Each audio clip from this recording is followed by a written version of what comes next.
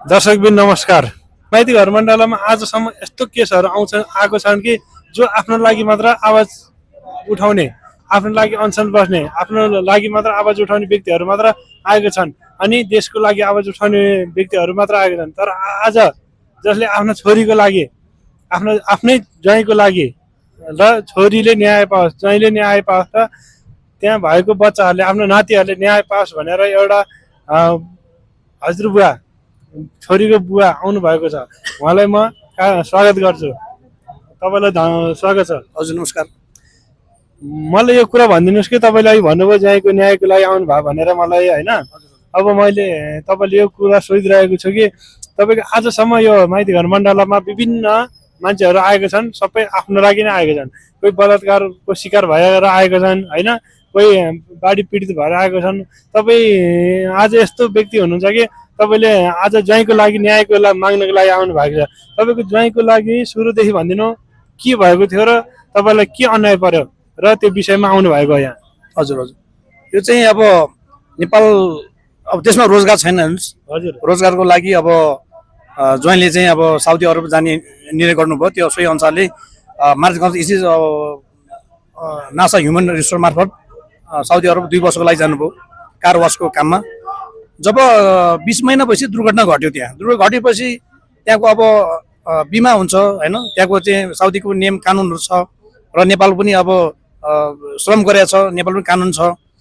अब जब दुर्घटनापछि चाहिँ मृत्यु भयो, मृत्युपछि त सबलाई नेपाल पठाउने प्रक्रियामा छौँ भन्दै गर्दा आज सबलाई चाहिँ हाम्रो चाहिँ जानकारी बिना, सहमति बिना नै सब त्यहाँ गाडी दियो भनेर हाम्रो दूतावासले, होइन, दूतावासले त्यस्तो चाहिँ एउटा चाहिँ आफ्नो चाहिँ त्यस्तो गलत चाहिँ अभिव्यक्ति उहाँहरूको दिनुभयो।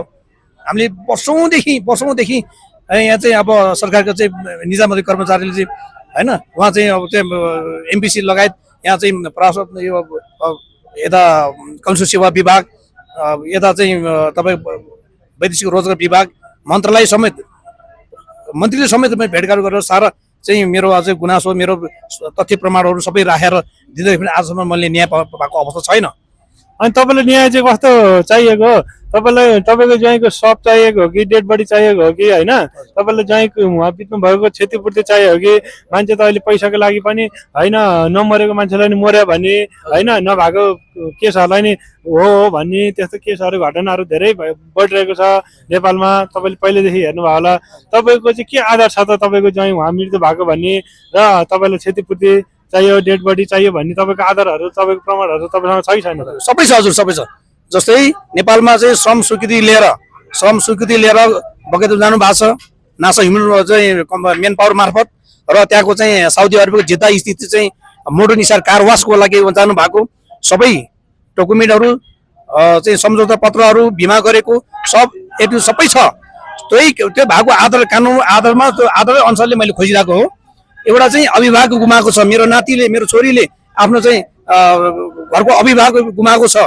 आज चाहिँ उसले त्यो दुर्घटनापछि चाहिँ उसले चाहिँ त्यहाँको बिमा सहित सबलाई सोही मितिमा यदि नेपाल फर्काइदिएको भएदेखि आज योसम्म आउनु पर्छ। यो आज किन भ्रष्ट सरकारले गर्दाखेरि, भ्रष्ट चाहिँ के सरकारी कर्मचारीको चाहिँ भ्रष्ट भएको कारणले गर्दा आज चाहिँ अन्यायमा परेको छ। हजुर, तपाईँको ज्वाइँ चाहिँ कति वर्ष अगाडि जानुभएको थियो साउदी अरेबिया र कति वर्षपछि उहाँको त्यो कम्पनीमा काम गर्दा मृत्यु भएको हो त? हजुर, 2078 मा जानुभएको, 78 जानुभएको।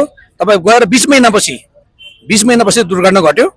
20 महिनापछि दुर्घटना घटिसकेपछि जब अब चाहिँ दुर्घटनापछि मृत्युपछि त अब सबै सामान्य हो, ठिक छ, अब काम गर्दा गर्दा दुर्घटना हुनसक्छ। तर भइसकेपछि त नेम यहाँ हाम्रो चाहिँ त्यहाँको साउदीको नेम अनुसारले उसको चाहिँ सेवा उसको त्यहाँ बिमा लगायत सबै कुराहरू गरेर नेपाल फर्काउनु पर्थ्यो। रोजगार कम्पनी र हाम्रो चाहिँ महाबडी दूतावासको चाहिँ उहाँको काम हो। तर उहाँले के गर्नुभयो, सबलाई नपठाइकन के गर्नुभयो भने कृति कागजहरू बनाएर सबलाई त्यहाँ चाहिँ सब दहन गर्ने काम गर्यो। परिवारलाई जानकारी, सहमति बिना नै त्यहाँ सबलाई दहन गरेको छ। त्यस पछाडि चाहिँ हेर्नुहोस् है, त्यहाँ कृति कागज बनाएको छ।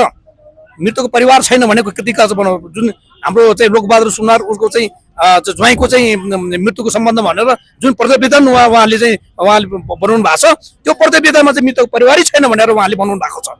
यो कहाँसम्म भनेपछि तपाईँलाई त्यो विषयमा चाहिँ तपाईँलाई क्षतिपूर्ति पनि चाहियो हजुर, होइन हजुर। अनि तपाईँको आफ्नो ज्वाइँको कि लास कि सास दुइटै चाहियो हजुर लासहित जसरी चाहिँ नेपालबाट चाहिँ संस्कृति लिएर नेपाल सरकार चाहिँ राजधानी बनाएर जसरी अनुमति लिएर एउटा कानुनमा टेकेर उहाँ जानु भएको छ सोही अनुसार चाहिँ कानुनमा प्रक्रिया पुऱ्याएर मेरो ज्वाइँको लास र क्षतिपूर्ति सहित चाहिँ माग गर्न चाहन्छु म। दर्शकबिनलाई हेर्नुहोस् तपाईँले यस्तो संवेदनशील विषयमा पनि सरकारले अहिलेसम्म ध्यान दिएको छैन पहिलाको सरकारले त दिएको छैन अहिले युवाको सरकारले पनि आम जनताले 2/3 दिएर पठाएको सरकारले पनि उहाँको अहिलेसम्म न्याय नदिएको भनेपछि यो सरकारले गर्नु खोजेको के हो आज सरकार बनेको 1 महिना भइसक्यो तैपनि उहाँलाई अलिकति पनि भेटघाटी छैन उहाँलाई सान्त्वना पनि छैन उहाँ भौतारे हुनुहुन्छ 3 वर्षदेखि भयो 4-5 वर्षदेखि भौतारिरहनु भयो यो केसमा पहिलाको सरकारले त गरेन अब यो सरकारलाई म जोरदार माग गर्दछु कि उहाँको ज्वाइँले उहाँको छोरीले छिटोभन्दा छिटो न्याय पाओस् भनेर म जोडको माग गर्दछु। लास्टमा जाँदा तपाईँ सरकारलाई के भन्न चाहनुहुन्छ अहिले त युवाको सरकार छ होइन प्रधानमन्त्री पनि युवै छ गृहमन्त्री पनि युवा छ सबै प्रायः जस्तो मन्त्रीहरू सबै युवा नै छन् होइन अब तपाईँलाई के यो सरकारले छिटोभन्दा छिटो तपाईँको माग पुरा गर्छन् जस्तो लाग्छ कि तपाईँलाई आश्वासनमा देखाउँछन् कि तपाईँलाई के लाग्छ यो विषयमा यसो छोटकरी भनिदिनुहोस् त।